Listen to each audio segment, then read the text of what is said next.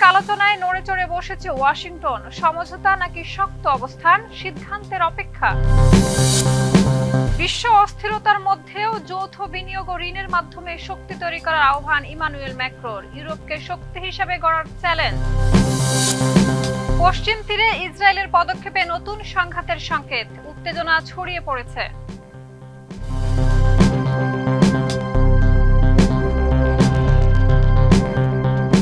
দর্শক আমন্ত্রণ মাই TV I নিউজে। এতক্ষণ দেখছিলেন শিরোনাম, সাথে আছে আমি শাহিদা রুবি। নায়াসিনামাইড ও স্যালিসাইলিক সমৃদ্ধ লিলি ফেস ওয়াশ যা ফেসের ডেড স্কিন সেল দূর করে দেয় দ্বিগুণ ফাস্টার ব্রাইটেনিং। ইরান যুক্তরাষ্ট্র পারমাণবিক আলোচনা ঘিরে কূটনৈতিক তৎপরতা বেড়েছে। দ্বিতীয় মেয়াদে দায়িত্ব নেওয়ার পর ষষ্ঠবারের মতো ওয়াশিংটন সফরে গেছেন ইসরায়েলের প্রধানমন্ত্রী বেনিয়ামিন নেতানিয়াহু।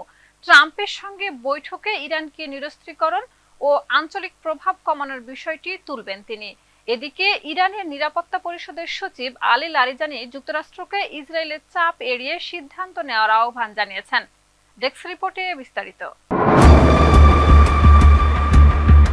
ইরানকে ঘিরে কূটনৈতিক টানাপোড়েন যখন তুঙ্গে, ঠিক তখনই ওয়াশিংটনের মুখোমুখি হচ্ছেন ডোনাল্ড ট্রাম্প ও বেনিয়ামিন নেতানিয়াহু, আর মাস্কাটে সক্রিয় তেহরান। পারমাণবিক আলোচনা ঘিরে নতুন করে উত্তাপ ছড়িয়েছে আন্তর্জাতিক অঙ্গনে।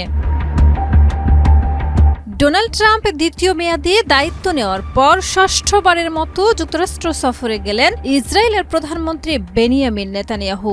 10 ফেব্রুয়ারি সন্ধ্যায় তিনি মেরিল্যান্ডের জয়েন্ট বেজ অ্যান্ড্রুজে পৌঁছান। 11 ফেব্রুয়ারি প্রেসিডেন্ট ডোনাল্ড ট্রাম্পের সঙ্গে তার বৈঠক হওয়ার কথা রয়েছে।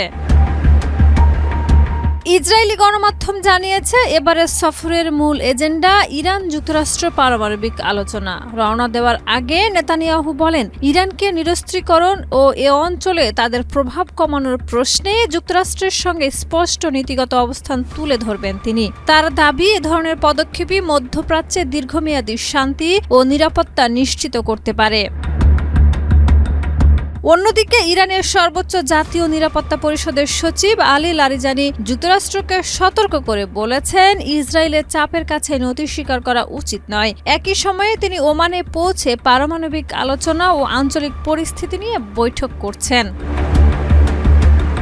এদিকে ট্রাম্প ইরানকে হুঁশিয়ারি দিয়ে বলেছেন, পারমাণবিক সমৃদ্ধকরণ ও ক্ষেপণাস্ত্র কর্মসূচি সহ বিভিন্ন ইস্যুতে যুক্তরাষ্ট্রের শর্ত মানা না হলে তেহরানকে কঠিন পরিণতির মুখে পড়তে হবে। তার ভাষায়, হয় আমরা একটি চুক্তিতে পৌঁছাবো, না হলে কঠিন কিছু করতে হবে।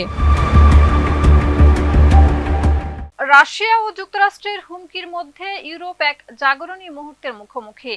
ম্যাক্রো যৌথ ঋণ ও বিনিয়োগের মাধ্যমে ইউরোপকে শক্তি হিসেবে গড়ে তোলার আহ্বান জানিয়েছেন। তিনি সতর্ক করেছেন, বিশ্ব অস্থিরতা ইউরোপকে একত্রিত থাকার জন্য বাধ্য করছে। আরও থাকছে প্রতিবেদনে।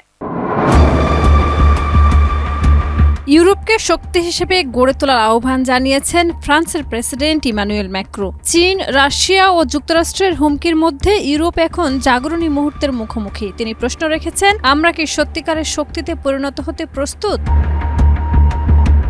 ব্রাসেলসে এই সপ্তাহে অনুষ্ঠিত হতে যাচ্ছে ইউরোপীয় ইউনিয়নের শীর্ষ সম্মেলন। ম্যাক্রো এই উপলক্ষে ইউরোপ জুড়ে সম্মিলিত ঋণ, মিউচুয়ালাইজড লোন গ্রহণের আহ্বান জানিয়েছেন, যাতে শিল্প খাতে শত শত কোটি ইউরো বিনিয়োগ করা যায়। তিনি বলেন, আমাদের ভবিষ্যৎ ব্যয় আগামী দিনের ইউরো বন্ডের জন্য। যৌথ ঋণ সক্ষমতা চালু করার সময় এসেছে। এর আগে ম্যাক্রোর এই ডাকে জার্মানি ও কিছু দেশ আপত্তি জানিয়েছিল। ফ্রান্সের অর্থনৈতিক মডেল কখনোই পুরোপুরি ভারসাম্যপূর্ণ ছিল না স্বীকার করেছেন তিনি। তবে বিশ্ববাজারে ইউরোপীয় দেশগুলোর যৌথ ঋণ গ্রহণের চাহিদা বেড়েছে এবং আইনের শাসনভিত্তিক গণতান্ত্রিক রাষ্ট্র বিনিয়োগকারীদের কাছে আকর্ষণীয়। ম্যাক্রো জানিয়েছে, 27 সদস্যের ইউরোপীয় ইউনিয়নকে প্রতি বছর 1.2 ট্রিলিয়ন ইউরো প্রয়োজন নিরাপত্তা, স্বচ্ছ জ্বালানি, কৃত্রিম বুদ্ধিমত্তা এবং অন্যান্য শিল্পে বিনিয়োগের জন্য। তিনি বলেন, চীনারা করেছে, আমেরিকানরাও করেছে। আমরা বিশ্বের সবচেয়ে উন্মুক্ত বাজার, কিন্তু আমাদের নিজেদের উৎপাদকের উপর নয়। তিনি সতর্ক করেছেন, যুক্তরাষ্ট্র যাকে ইউরোপ নিরাপত্তার নিশ্চয়তার উৎস মনে করত, আর সেই নিশ্চয়তা দিতে পারছে না। রাশিয়া তাদের সস্তা জ্বালানি সরবরাহ বন্ধ করেছে। চীন ক্রমেই শক্তিশালী প্রতিদ্বন্দ্বী হয়ে উঠছে। ম্যাক্রো বলেন, আমরা একা হয়ে পড়ছি, কিন্তু পাশে একে অপরের আছি। আমাদের 45 কোটি মানুষ বিশাল শক্তি। ইউরোপের শক্তিতে পরিণত হওয়াটা অভিযাত্রার পূর্ণতা। গ্রিনল্যান্ড নিয়ে যুক্তরাষ্ট্রের সাম্প্রতিক অচল অবস্থা নিয়ে সতর্ক করে তিনি বলেন, সংকট শেষে অনেকে স্বস্তির নিঃশ্বাস ফেলে, কিন্তু 1 সেকেন্ডের জন্য ভাববেন না সব শেষ। ফিলিস্তিনের গাজার পর এবার পশ্চিম তীরও সম্পূর্ণ দখলের পথে ইসরায়েল। নিরাপত্তা মন্ত্রিসভা অনুমোদন দিয়েছে এমন একটি আইন যা ইহুদি বসতি স্থাপনকারীদের জমি কেনা ও দখল সহজ করবে। একই সঙ্গে ফিলিস্তিনিদের উপরে নজরদারি, আইন প্রয়োগ এবং ধর্মীয় ও পরিবেশগত স্থাপনা নিয়ন্ত্রণ ইসরায়েলের হাতে কেন্দ্রীভূত করা হচ্ছে। বিস্তারিত প্রতিবেদনে। ফিলিস্তিনের গাজার পর এবার অধিকৃত পশ্চিম তীরকে সম্পূর্ণভাবে দখল করতে নতুন পদক্ষেপ নিয়েছে ইসরায়েল। দেশটির নিরাপত্তা মন্ত্রিসভা অনুমোদন দিয়েছে এমন একটি আইন যা পশ্চিম তীরে ইহুদি বসতি স্থাপনকারীদের জন্য জমি কেনা ও দখল আরও সহজ করে দেবে। রয়টার্সের তথ্য অনুযায়ী নতুন আইনের মাধ্যমে ফিলিস্তিনিদের উপর নজরদারি ও আইন প্রয়োগে ইসরায়েলি কর্তৃপক্ষের সক্ষমতা বৃদ্ধি পেয়েছে। কয়েক দশক ধরে কার্যকর থাকা বিধিনিষেধ যা ইহুদিদের জমি কেনা সীমিত করত, সেগুলো বাতিল করা হয়েছে। আইনের আওতায় কিছু গুরুত্বপূর্ণ ধর্মীয় স্থাপনার প্রশাসনিক নিয়ন্ত্রণও সরাসরি ইসরায়েলি কর্তৃপক্ষের হাতে নেওয়ার পরিকল্পনা রয়েছে। ফিলিস্তিনের ভেতরে পরিবেশ, পানি সংক্রান্ত অপরাধ এবং প্রত্নতাত্ত্বিক স্থাপনার ক্ষতি রোধে তেল আবিবকে বাড়তি তদারকি ও আইনি প্রয়োগের ক্ষমতাও দেওয়া হয়েছে।